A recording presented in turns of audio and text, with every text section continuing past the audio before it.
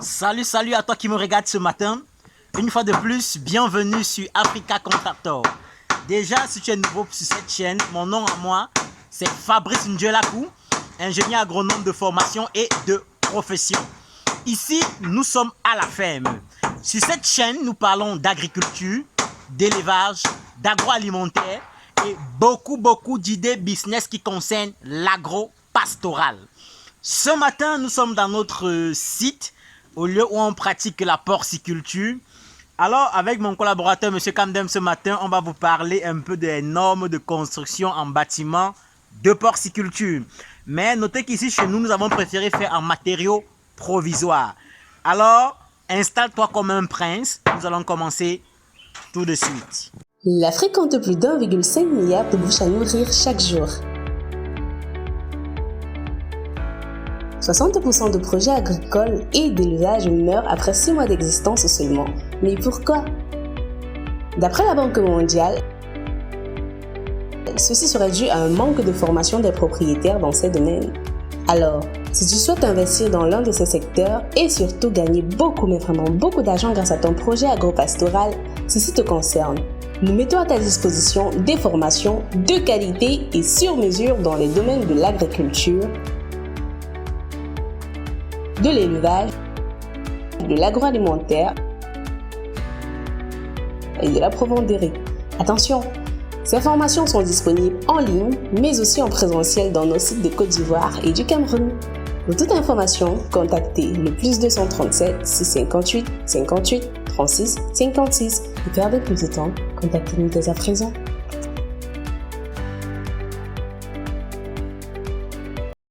Comme je le disais tantôt, ce que vous voyez là devant vous, ce sont nos cages qui vont abriter nos porcelets d'ici quelques jours. Ils vont quitter la maternité pour venir.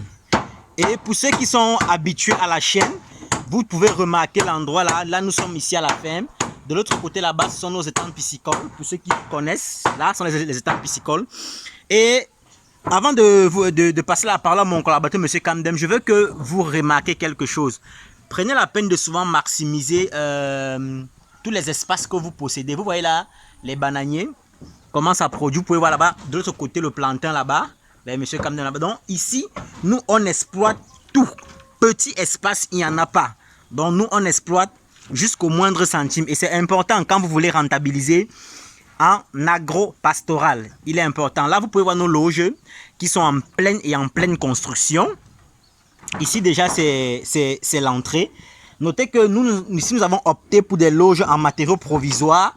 Comme vous pouvez le constater là, ce sont des planches. Parce que, vous voyez, il y a aussi, je vais dire ça comment, il y a aussi une attitude qu'il faut avoir. Il est important de toujours utiliser ce qu'on a pour mieux faire ce que l'on veut faire.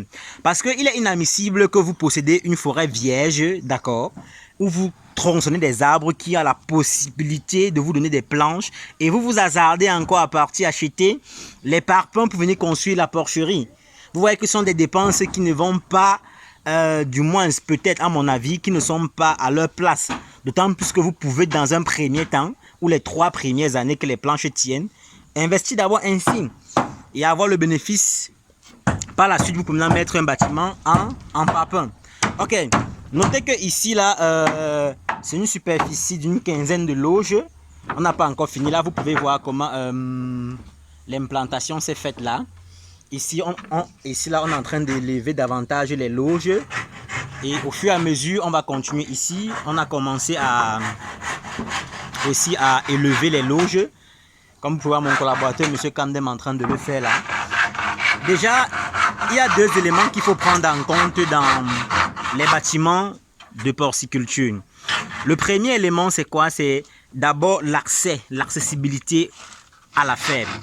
Donc, il est important de toujours construire vos bâtiments et de pouvoir avoir accès facilement à la ferme. Je m'explique. Vous voyez, quand les bêtes vont grandir et qu'il va falloir les sortir, il faut que ce soit facile. Si la ferme a un accès ou alors les entrées à la ferme ne sont pas très adéquats, vous aurez du mal à faire sortir ou à faire entrer l'aliment et les bêtes. C'est très important. Et maintenant aussi, il y a l'espace entre les loges. Je vais dire quoi, la grandeur de chaque loge. Il faudrait que les bêtes ou la bête qui va résider là ait de l'espace pour manger, s'allonger, se balader. Éviter de faire un peu les espaces confinés pour les bêtes. C'est pas une bonne chose. Il faut permettre à l'animal, de pouvoir s'épanouir. Ok, je passe un peu la parole à mon collaborateur, M. Kamdem. Il vous dit bonjour. Il va nous expliquer ce qu'il est en train de faire.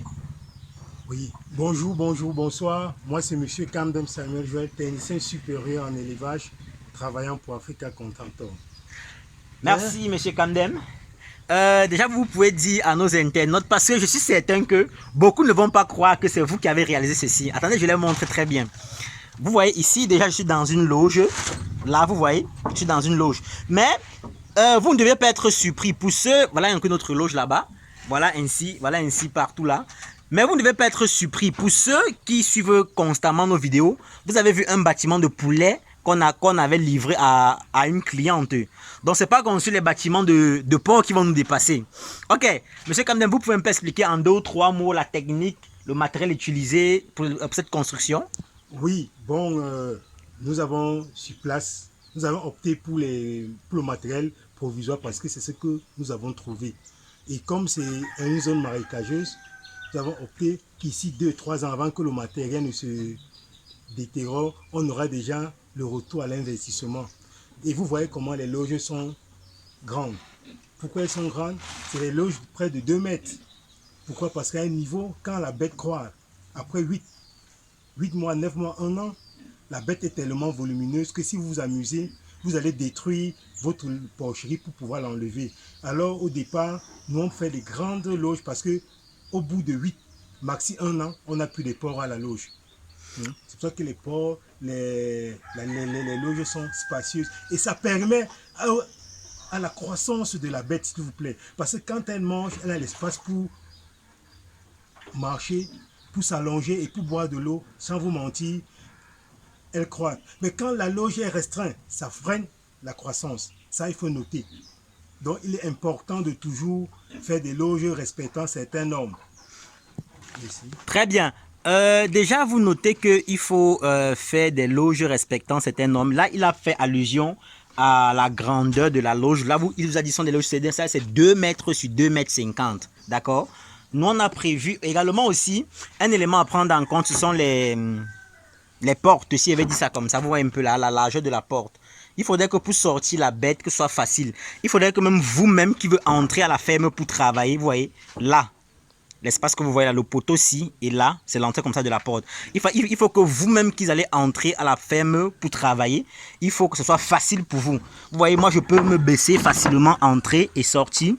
Et même M. Kamdem, qui est de grande taille, là, lui, passe là tranquillement et sans problème. Donc, faites très attention quand vous voulez construire vos loges en matériaux provisoires parce que d'entrée de jeu, en matériaux provisoires, il faut maîtriser un certain nombre de choses. Je ne vais pas vous mentir. Les planches sont différentes des parpaings. Ah oui. Avec le parpaing, ça se trace sur ficelle et facile. Or, ce n'est pas toutes les planches qui sont d'abord premièrement droites. Ça, il faut le savoir. Et par la suite, il faut savoir comment les superposer. Là, vous pouvez voir un peu à quoi ça ressemble. Vous voyez? Vous voyez un peu à quoi ça ressemble, non? Et là, c'est le sol. Vous voyez un peu le sol? Ok. Donc, ceci dit, ici, là, nous sommes en train d'étendre parce que la maternité est de l'autre côté. Donc, où est-ce que quand les bêtes mettent bas, on les laisse environ 1 mois et demi avec la true elle-même. Et par la suite, il faut les enlever à la maternité et venir les mettre ici pour qu'eux aussi, ils grandissent. Vous voyez un peu, c'est important. Et une autre chose aussi, c'est que à un certain moment dans la porciculture, il faut toujours aussi penser à entretenir votre matériel.